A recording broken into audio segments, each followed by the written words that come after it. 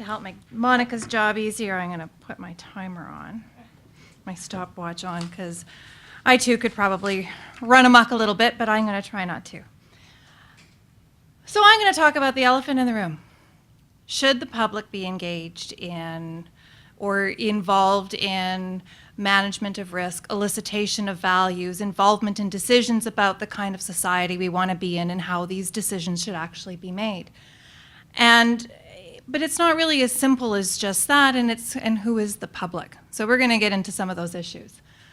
But if I'm to kind of summarize very briefly, and I had the added advantage of having had a conversation with these folks a few days ago about roughly what they were trying to say, which allowed me to try to capture a bit of a summary for us.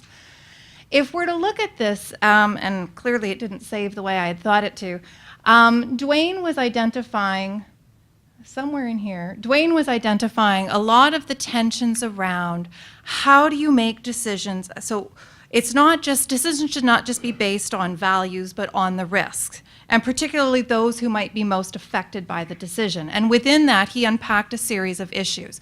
Is it the people most affected within the particular community where a hazardous or a nuclear waste facility would be sited? Is it for people along the transportation route? What happens when you've got very distant, unaffected others having a voice and having a very loud voice, which kind of brings in some of the tensions that Jennifer was already raising around some of the inherent subjectivity that's involved in both risk assessment and engagement. So we have that context of looking at the tension about what happens around alternatives, particularly if the recommended options become rejected, because we can't do nothing. So there's that particular elephant in the room.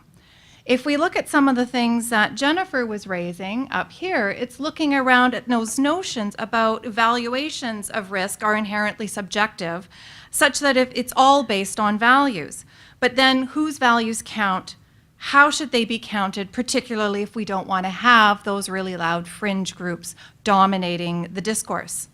Now, Frank contends, and as he talked about within some of his remarks, is that as part of a larger civil society and through the engagement within public health, we need to be able to engage in some kind of respectful dialogue and consultation, in getting an understanding of where people are concerned, where are those concerns coming from, and how do we try to address them, recognizing that a decision is moving forward, so how do we try to engage in those things?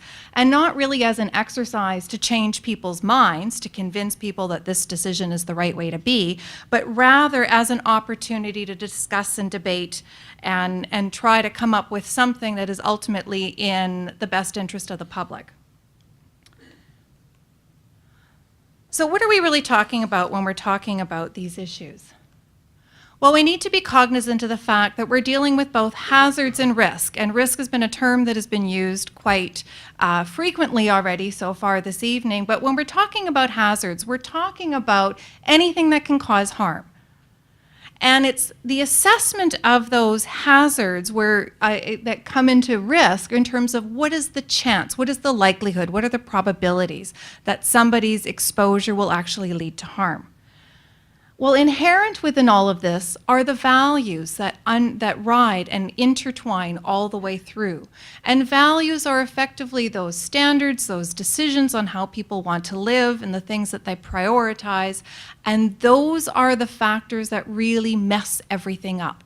It takes everything from a really good technocratic process where you could have experts looking in and very carefully and diligently evaluating where the hazards are, where the risks lie, and what the potential exposures are, and then how we can try to mitigate and manage against these. And, then the public should just, ideally accept this wisdom. But when we're talking about this, who's involved in this process? Part of the challenge within all of this is that we often like to classify and characterize. And classifying is a common strategy that we use to group like objects on the basis of similarities or properties or relationships. So within a lot of how we've been talking about things, we're looking at scientists who are doing a lot of those risk assessments, policymakers who are coming up with the risk management decisions, and this nebulous public, which includes absolutely everybody and anything within that mix that are occasionally creating these tensions and debate. So these are normal ways of classifying things, but part of the problem, and while it's a useful way to make sense of things, it creates some challenges. When we categorize, we create artificial and potentially polarizing distinctions. We mask in-group differences. We also mask between group differences. So when we talk about this idea about creating these artificial categorizations, the reason that we classify things, it's a socially constructed nature of how we try to assess and make sense of different things. But it becomes inherently problematic in that we might value one set of categories over another. So in this particular grouping, for example, some people in the room might argue that, well, scientists, they are typically more rational. Policymakers tend to look at things more politically, and the public is rather emotional in all of these things. And therefore, there might be a greater value being placed on the rationality of scientists and the objectivity that they might bring to a discourse. And so that knowledge might be seen as being more worthwhile to try to support. In terms of masking in-group differences, I don't think anybody in this room would say that all scientists are exactly the same, just like all policymakers are not exactly. We're dealing with different systems, different jurisdictions, different levels, different countries, and the public, of course, this room is already a fairly diverse representation of the great masses that are out there. So rather than seeing the public as a problem to deal with, we need to kind of look at how all of these groups need to kind of come together and see their activities as being enmeshed and intertwined. So rather than the public being a problem, they're just another equally important group of actors that need to be integrated within these science policy discussions. But what does this look like? As a democratic society, we cede certain rights to elected officials and to bureaucrats to help to look after the day-to-day affairs and policies to help keep us safe and healthy so that we as individuals and members of a general society can focus on the things that matter most to us: our family, our friends, our community. So we need to have a system in place that we have confidence that things that are being done on our behalf are being done well. But therein lies the rub. Because you also need to have trust within a system. And there are many times where we even have a false sense of that there are government protections and then maybe are just shocked to discover the realities of a situation. Just by show of hands, how many people have ever taken a prescription medication? Okay. So Health Canada is the body that governs which pharmaceutical drugs are actually licensed within the country and that are available for sale. They conduct a series of evaluations of the evidence that is presented in the form of an application by a pharmaceutical company, and they conduct an independent evaluation of all of the data that the drug company submits to ensure that the claims that are being made by the drug company are verifiable and that it's been individually and independently assessed by Health Canada scientists. And they set around parameters around what's going to be contained within the product monograph, which is that insert that often ends up in all of our drugs that we then end up taking. The challenge is, so we have this general sense as a society that this is what happens and this is how things proceed, but Health Canada actually has very little control in being able to enforce any kind of changes to that language as things find its way into the overall public system. So I mean, drugs are now being used, it's being used differently, things are being used off-label. There are monitoring systems to check for adverse events. But then there are complications when we start seeing adverse events or we start seeing that there are potential contraindications of starting to change language within those product monographs. So there's flaws within the system that are inherently there trying to protect us.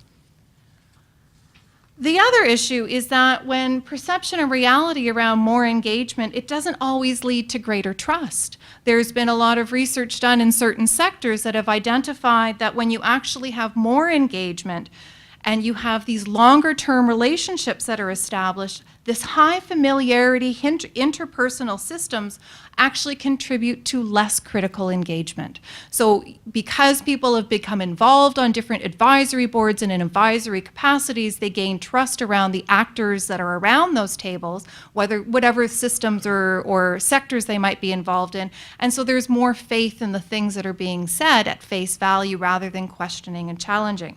So there needs to be a balance between the level and the degree of engagement. So should the public be engaged in risk decisions? Well, I think it fundamentally revolves around what kind of society we want to live in. And I, for one, would want to be in a more deliberative society than a less deliberative society.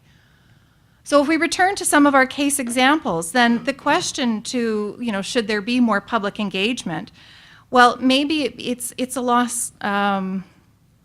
So should the public be engaged in risk management decisions that affect them become a lot less simple to understand. So in the area of public health, there's that consistent tension between individual choice and community protection. As a society, should we have the right to prioritize our own individual preferences over those of the community? And where do we draw the line? In the area of genetically modified organisms and gene editing, which Jennifer alluded to but wasn't able to get into the same degree, but is a wealth of knowledge for people with those questions. Should we have the right to have informed choice to know if there are GM organisms in the things that we might be accessing, or that there are these gene-edited mosquitoes that are flying about when things are being done for a public good? So where does that balance lie in terms of our right to be informed and to be aware versus maybe protection of a public or a corporate good around not wanting to have loss of market shares and so forth? In the area of nuclear waste, should the values of faraway unaffected people be able to derail a process that has buy-in from locally affected people who are willing to bear a certain burden of risk, and even people along a particular transportation route, recognizing that as a society we've all been involved in the production of, in Dwayne's case, nuclear waste, and so ultimately we all as a society have to bear some of the responsibilities in the storage and the treatment and the management of that waste. So ultimately, the level of engagement required needs to revolve around the amount of perhaps of individual agency affected. So maybe in decision contexts where there is low individual agency, so where we have less control, more engagement might be required in order to have a healthy debate over the type of restrictions that are appropriate in civil society.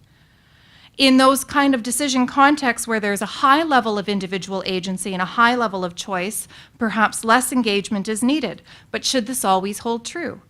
Given that there is so much that is intertwined, local choices have much broader implications. And similarly, as seems to be applicable within the health sector, there is a much less evolved system of actual engagement in the first place. So how do we try to move forward? And I think ultimately, and through our discussion this evening for the balance of our time and over the at-risk project, we're going to be trying to seek that little bit of wiggle room between the proverbial rock and a hard place. Thank you.